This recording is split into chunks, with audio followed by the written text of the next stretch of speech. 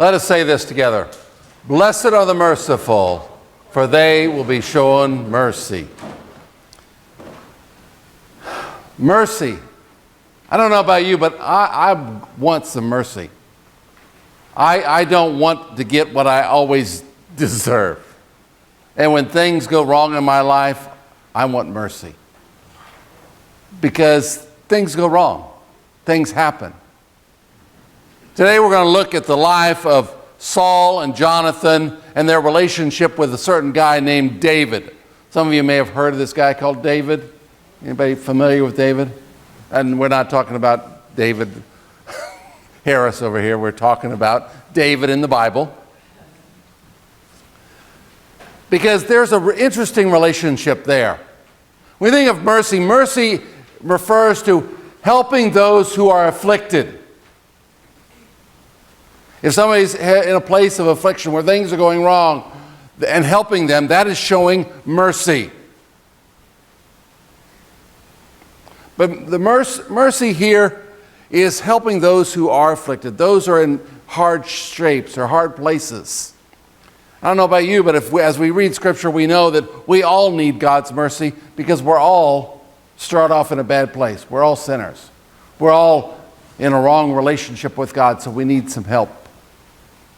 But today I want to look at how we should respond to others and show mercy to others. And our examples today are one Saul and one Johathon. So we introduced to King Saul in 1 Samuel. Saul is the first king of Israel. He's not the greatest, and most of his great victories come as a result of others. First of his son Johathon, and then from that guy we heard about before called David. Saul started off looking really good. He started off, the Spirit of God came upon him. He prophesied, and he started looking like he was going to do good, and then he started wavering. Trying to do things to, like, if I do this, maybe God will give us the victory. And later when he was in a situation, he waffled on what God told him to do. And at one point, God told the prophet Samuel, "That's it, I'm done with him. I'm not going to use him as king anymore. I'm going to anoint someone else." And that person was David. So we're introduced to David in 1 Samuel chapter 16.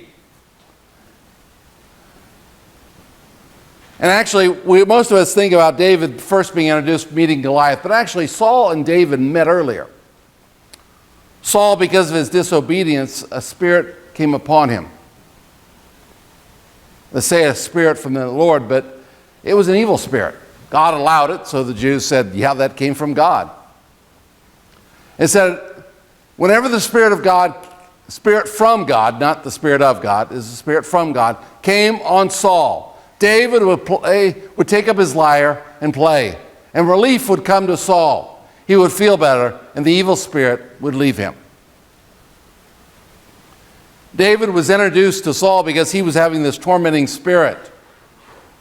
And as we know today, if your spirit is troubled, good music can bring peace. And so they are saying, we need to find somebody who can play the harp, the lyre, really good for the king. And they said, we know a guy named David.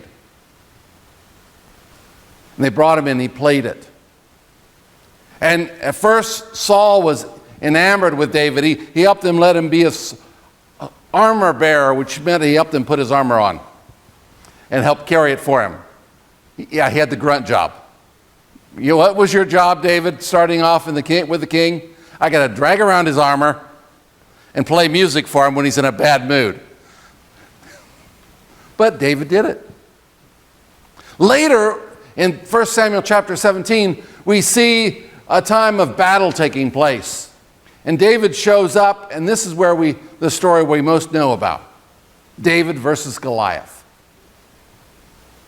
David comes in, sees everybody running away from Goliath, and David looking around says, excuse me, why is everybody running? We're God's people. Why should we be afraid of that giant? And everybody else is looking at David saying, are you mad? Have you seen that guy? Of course, we know the difference. David was looking at God. Everybody else was looking at the giant. David went out, he defeated the giant with a sling. And because of this, he received great honor and great prestige in Saul's army. Saul promoted him and gave him a place of recognition. But also, because Saul had this insecurity within him, he started seeing David as a threat. That's usually one of two things happens when you have a strong leader comes up within an organization. Either the person in charge recognizes it and leans into him and uses their expertise, or they looked at him as a threat. Some of you have probably been in both situations. You were doing well and somebody above you thought you were a threat, so they made sure to discreetly show you the door. Or maybe not so discreetly. David, of course, like I said, started off, he's showing mercy to Saul by, first of all, playing the harp for him. Then by defeating an enemy that the rest of Israel was afraid of. He's standing up and doing what's right. And now all of a sudden, as the story goes on, David is being put in a position of greater and greater danger. First of all, because of his ability, and second of all, because Saul is seeing him as a threat.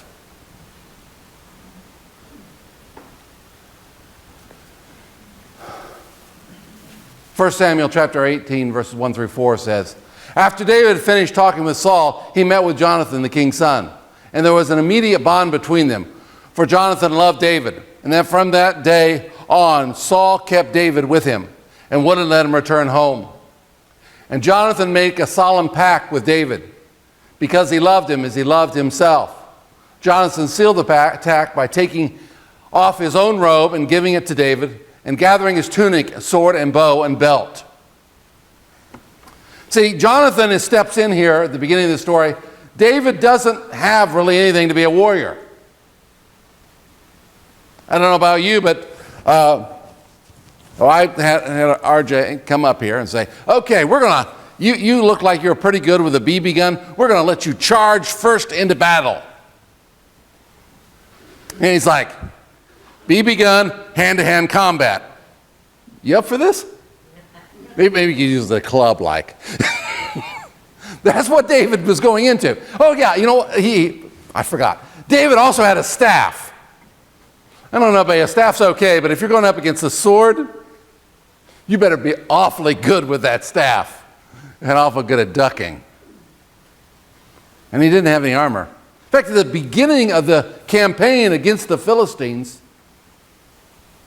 there were exactly two swords. Saul had one and Johathon had one.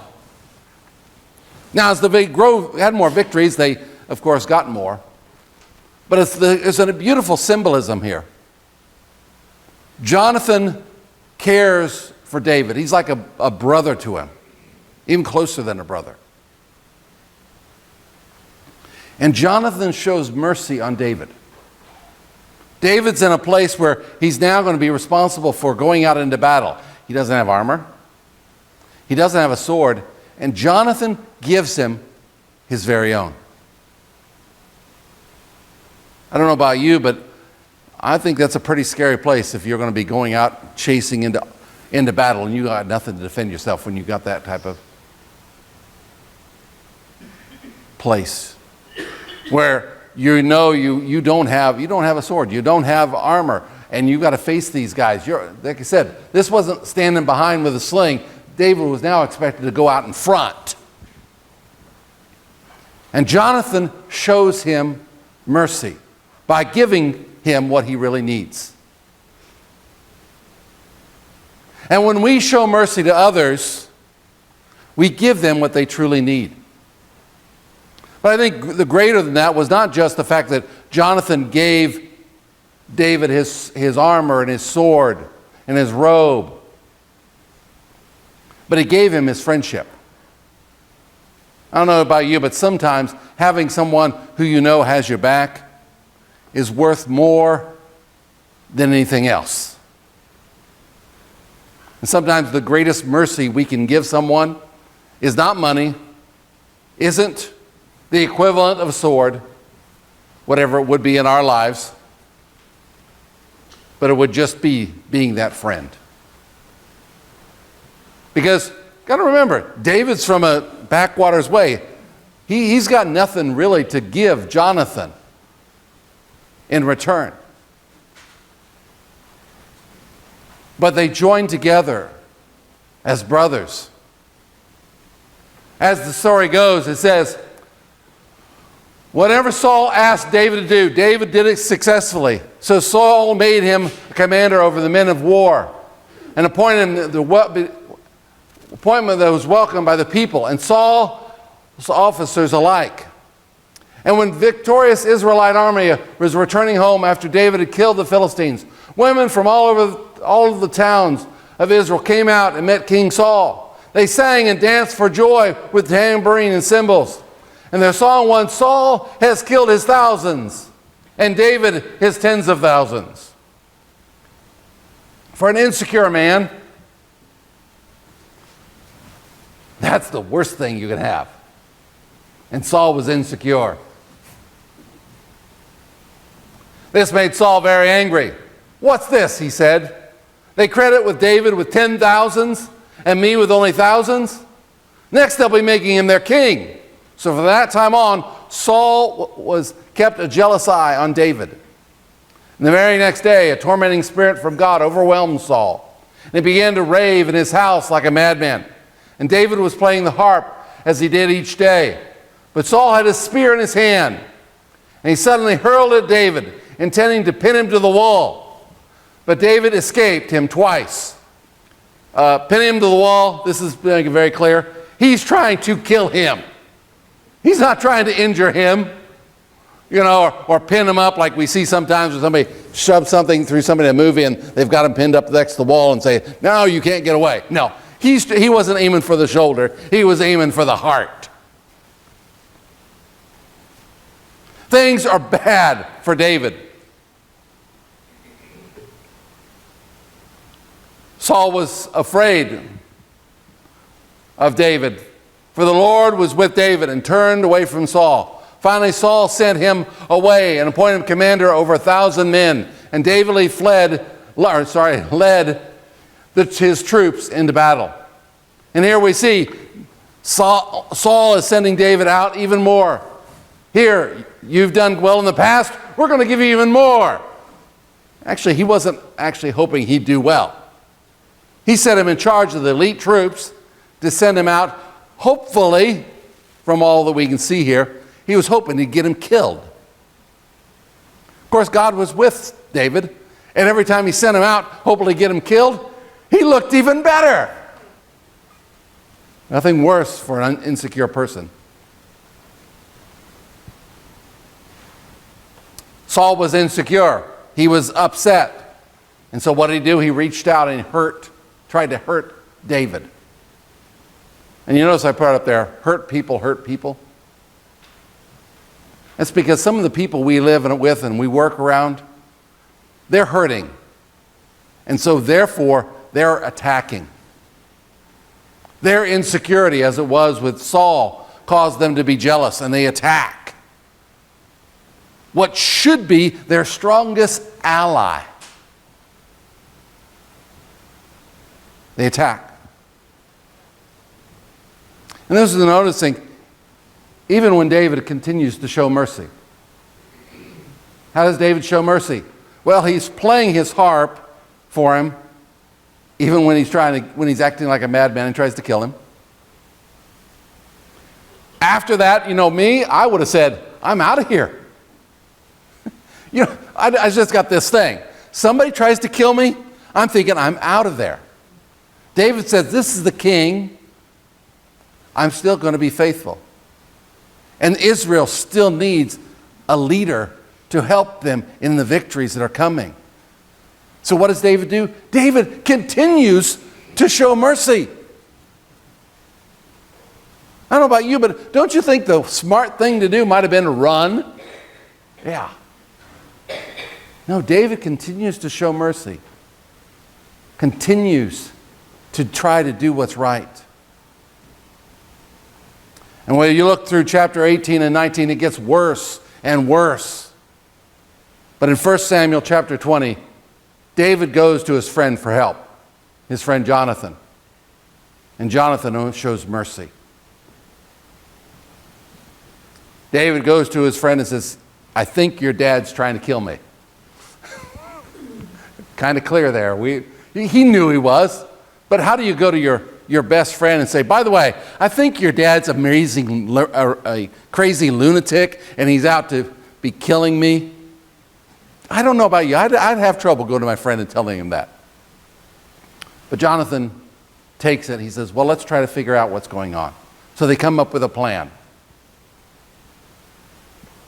1 Samuel chapter 20, starting in verse 27, says, so David hid himself in the field. And when the new moon festival began, the king sat down to eat. And as he sat at his usual place against the wall, Johathon sitting opposite him, and Abner behind him. But David's place was empty. Saul didn't say anything about this that day, for he said to himself, something must have made David ceremonially unclean.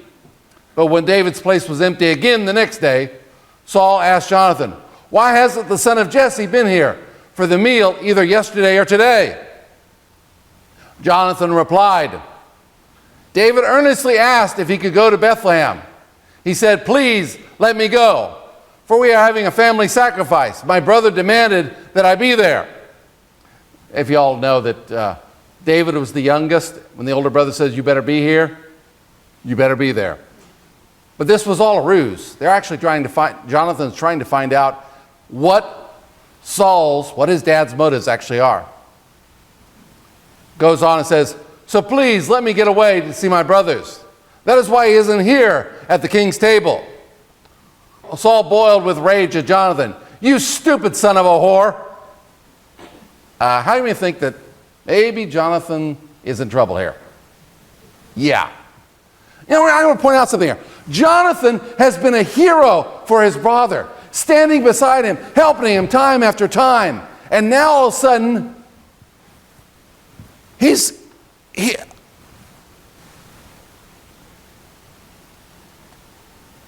unfortunately, maybe some of you have had fathers like that. And it's sad. That's why I'm glad that God brings other men into our lives if we've had fathers that have been less than honorable.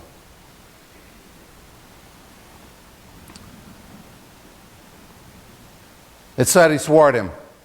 Do you think I do not know that you want him to be king in your place, shaming yourself and your mother? As long as the son of Jesse is alive, you will never be king. Now go and get him that I can kill him. But why should he be put to death? Johathon asked his father. What has he done? Then Saul hurled a spear at Johathon, intending to kill him. You thought being cussed out was bad.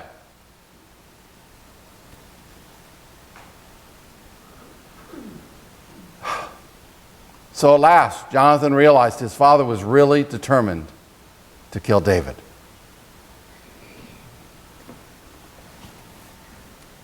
How heartbreaking it must have been for Johathon. First of all, to see his friend, the king, wanting to kill him, but also seeing his father's attitude toward him. It wasn't many years before that, Johathon was the prince that everyone loved, that Saul was looking forward to doing well and taking his place. And now all of a sudden, Saul's cussing him out and trying to kill him.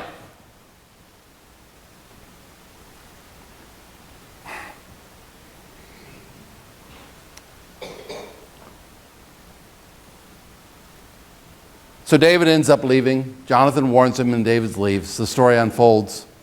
Later, Johathon, trying to be the faithful person he's supposed to be, stays with his father, fights beside him, even until they come up to a place where they both end up dying in battle.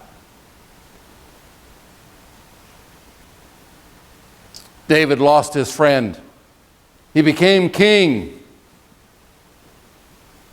And then at that moment, Saul, in spite of everything Saul done, David showed mercy. He didn't try to kill Saul. I don't know about you. If you're my best friend and your dad tries to kill me, I might be tempted to, maybe push him off the edge of a cliff if he's after me. I might be tempted to do something like defend myself. David doesn't. In fact, he doesn't actually try to take the kingship. He waits until something happens to Saul and Johathon, the people come to him. After this, when David does become king, mercy is shown because of Johathon to Saul's family. He asked the people, he says, is anyone around of Jonathon's line? Any of the sons of Saul still around? And he said, there is one guy. I usually mispronounce his name. Let's see if I can get it right today. Mephibosheth. Why would you name your kid that? Anyway, in 2 Samuel chapter 9, they find him and bring him to him. He's crippled. And in those days, if you had an heir of a king, you killed them. But David returned the property. He gave him his life. He gave him servants. And also gave him a place at the king's table. Now, it sounds like he's just eating at the king's table. But this was actually a place where decisions were made. Where the king would come and they would sit down and they eat and they'd talk about what was happening in the nation. This was a place of honor. And David is having mercy on Mephibosheth for the sake of his father who showed him mercy. And later, David went and gathered the bones of Johathon and of Saul, brought them to Jerusalem, and buried them with honor. I don't know about you, but that's showing a lot of mercy. Especially to the guy who wanted to kill him.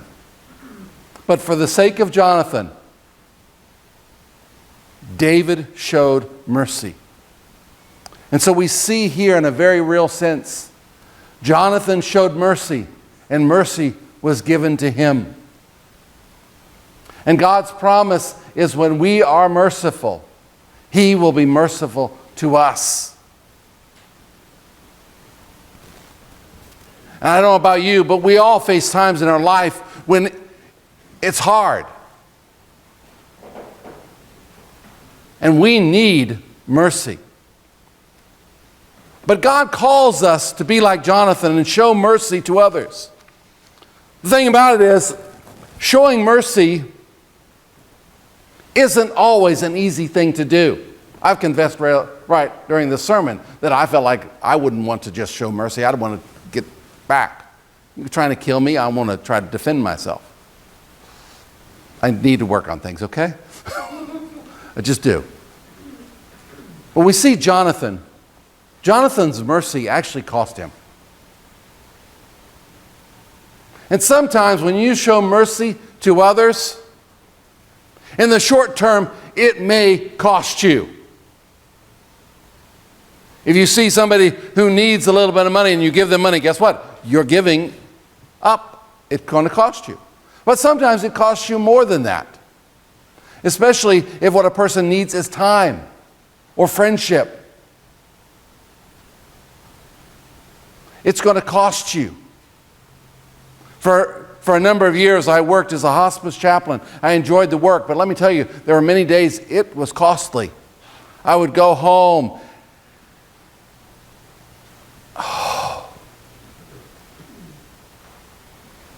Because there's nothing you can say to somebody who's lost a loved one. or whose loved one is in the other room dying.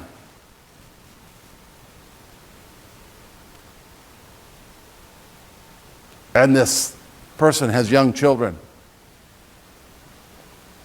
Or the person has been the sole support for their family. What do you say? But being there helps them, but it costs you emotionally. But I'll tell you what, it was worth it. Oftentimes showing mercy in the short term costs us. And it cost Johathon. First of all, it cost him clothes and his armor. You're like, well, that may have not been much. But it did cost him. Later, it cost him honor because David was the new hero. Before that, Johathon was everyone was singing the praises of. Now all of a sudden, David was the one singing praises, being sung praises about. And because Johathon supported him, said, go out there, the honor that Johathon could have got was lost to David. But Johathon was okay with that. As we see, it was going to cost him the kingship. We don't know at what point, but at some point it is sure that Saul found out, or Saul said that David was going to be king, and it's sure that Johathon found out from his friend David when they talked about what was going on, that I have to believe that David said, by the way, the prophet came to my house and anointed me. I can't imagine what that must have been like. I have to wonder if David said, Johathon, I don't want to be king. I want you to be king.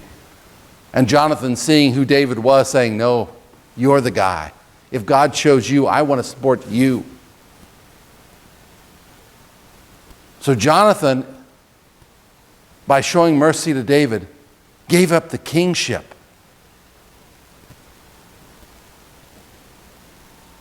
He ended up losing his relationship with his father, the king. I don't know about you, but sometimes losing family relationships, that hurts.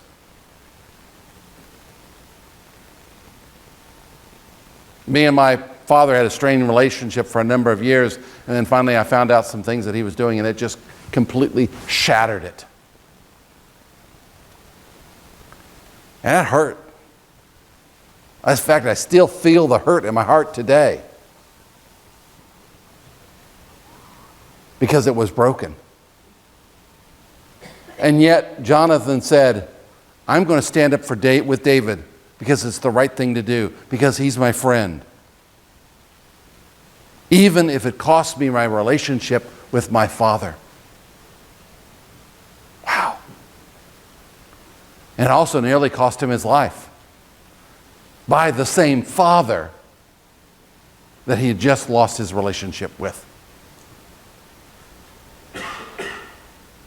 And though we don't see later on that Saul ever again tried to kill Johathon, I have to believe their relationship was always strained.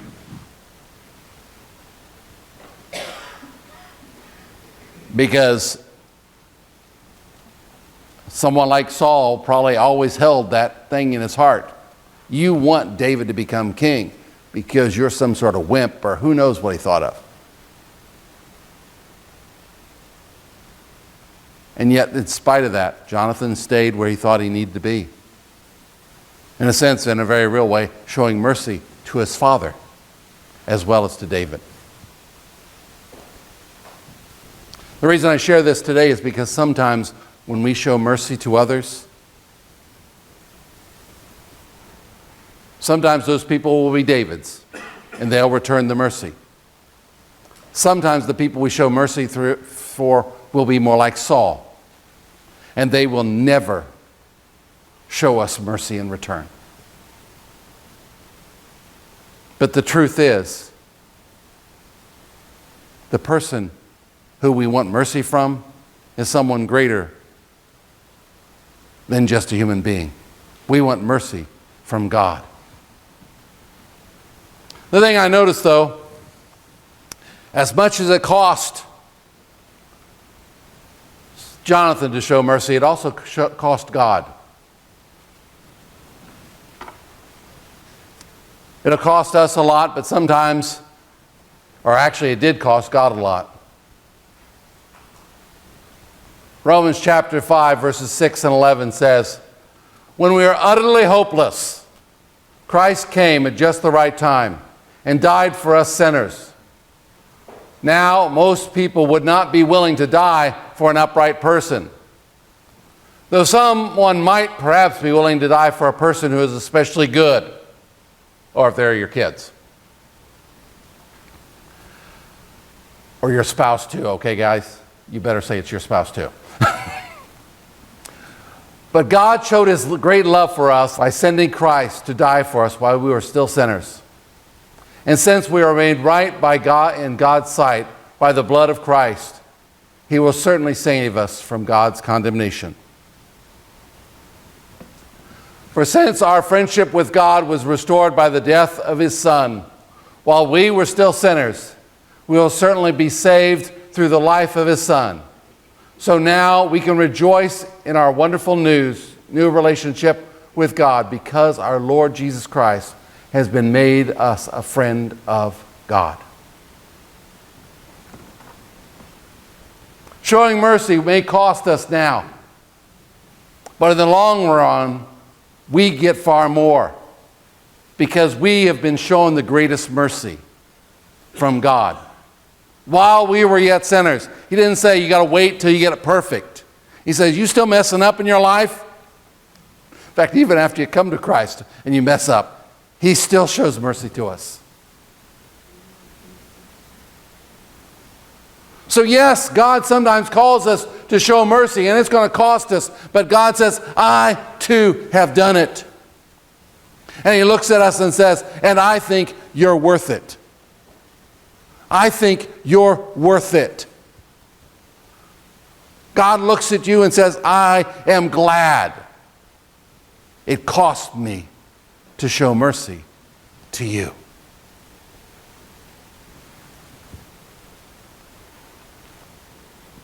We get far more when we show mercy because God's mercy to us is far greater. Because it saves us. It continues to save us and be with us when we're afflicted, when we're down. And finally, one day, God will make all things right and show us the greatest mercy of all when he takes us into his kingdom. And a thing I can't imagine. He says he's going to look down. Yeah, I'm going to pick on somebody. And you're right here. And you're getting ready to go front anyway. And he's going to say, well done, thou good and faithful servant. Wow. What mercy. What a thing to rejoice over. So let us with joyful hearts show mercy to the world around us.